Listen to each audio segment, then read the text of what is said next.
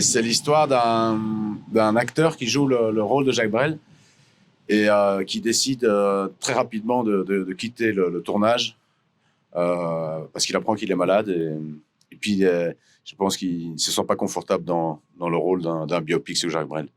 Et je lui donne totalement raison. We love cinema. J'avais envie de travailler avec Pierre Godot. Je suis passionné de Jacques Brel depuis tout jeune.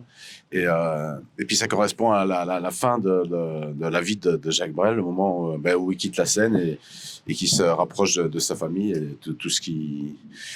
Il essaie de rattraper le temps perdu. Le grand défi, c'était de perdre quelques kilos. Et non, mais je dois dire que c'est un rôle qui m'a particulièrement... pas affecté, mais qui j'ai eu à certains moments l'impression d'être filmé de l'intérieur, quoi. Et c'est une des premières fois où j'ai très peu joué finalement, parce que je pense qu'il n'y avait pas grand-chose à jouer, il suffisait d'être simple. Qu'est-ce qui vous rapproche le plus de ce personnage? Son envie de liberté, quoi.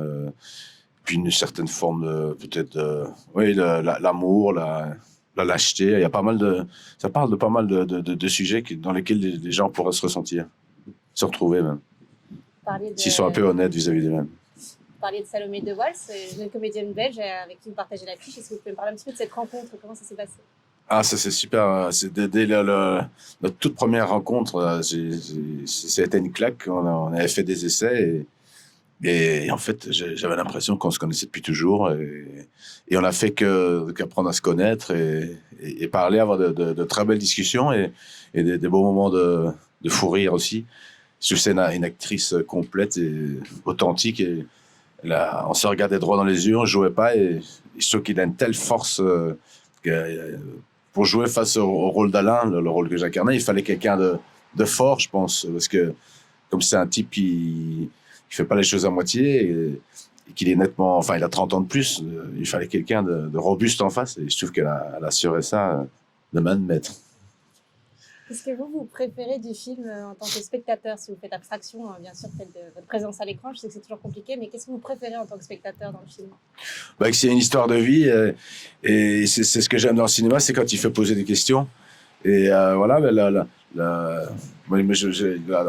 on joue sur le rôle de la culpabilité, de rattraper le temps perdu, le temps manqué, la pudeur, et toutes ces choses qui peuvent nous interroger et peut-être nous faire progresser, quoi.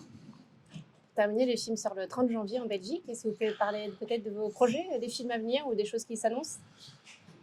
Oui, mais ils sont pas encore tournés en fait. Mais je vais d'abord les tourner avant d'en parler. Parce qu'on ne sait jamais, hein. La vie change tellement vite. Parfait, merci beaucoup François. Voilà, je vous en prie, merci.